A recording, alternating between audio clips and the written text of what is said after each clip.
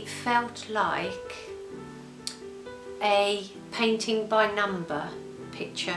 The scene had been set, the baby was born, the baby was in intensive care, the monitors were on. I couldn't change the picture, I couldn't change the scene, but what I could choose is to change the colours that I painted the picture, how I decided to remember that scene.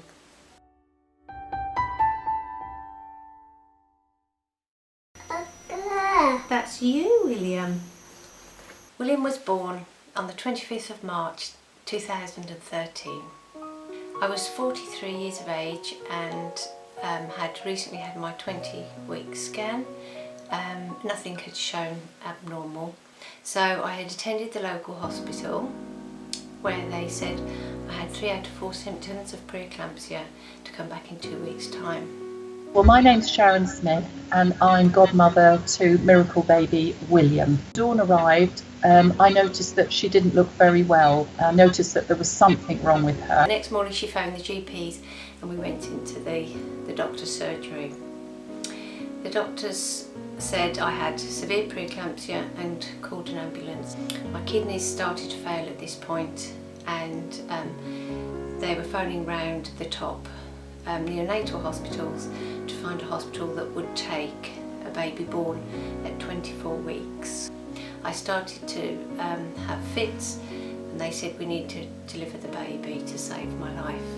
So I'm Louise Farquhar and I'm one of the sisters now on the neonatal unit at St Thomas's Hospital. And then they gave us 3 choices. We could either terminate the pregnancy and I would have to deliver the baby naturally, or I could have a caesarean section and the baby would most likely be born disabled, or the baby could be born naturally but most likely would not survive the birth.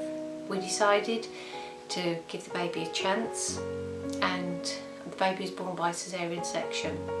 He was handed to me to just kiss.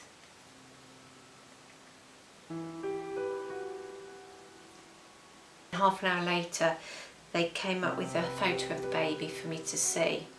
They always take a photo of the baby as soon as they've tried to stabilise the baby so that you can have a photo while the baby's still alive. William weighed 1 pound 4 ounces and he was put onto a ventilator. The problem with the ventilators is they damage the lung tissue.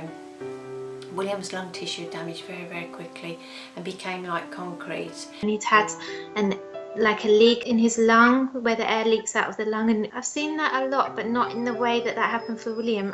We were told that William had 1% chance of survival because his lungs had become like concrete and were not breathing. We were told they would never ever breathe air.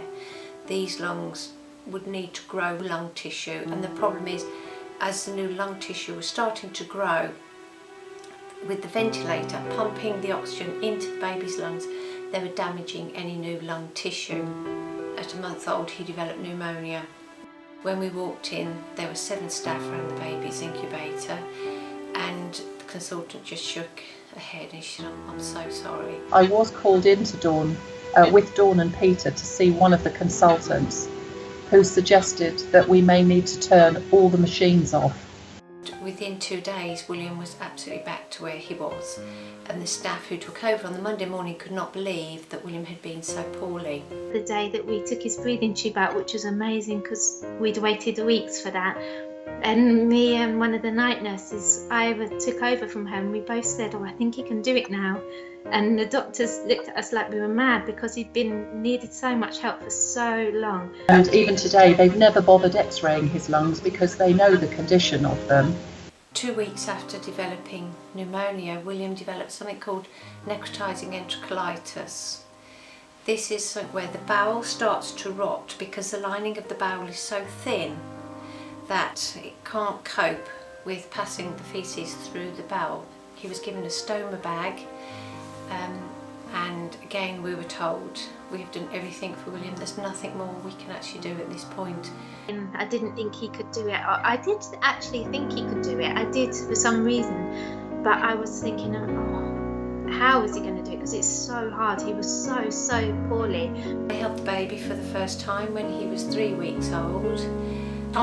His older brother had bought him a little monkey which was the same length as William. And we kept him in the incubator throughout the 6 months he was in the hospital. We had William baptised at 1 week old because I wanted to have a celebration with William alive. If we lost William, I didn't want his only celebration to be of his death. William had his stoma reversed at 4 months old. Peter and I spent all night just sitting outside a theatre waiting for him to return. So 7 hours later William came back up, and they had taken the bowel out and strung it up all the way around the room, the operating theatre, and cut out any section of diseased bowel. He had an awful lot of tummy pain and spent many hours screaming in the unit. When the babies are on oxygen for so long, it starts to detach the retina at the back of the baby's eyes. The severity to which the retina detaches is graded. Grade 1 is where there's just started to peel away. Stage 4, the retina has come away and the baby's left blind. After 4 months of nearly 100% oxygen, we were told most certainly William should have had this by now. In fact, he didn't until around 5 months, and the retina started to peel away.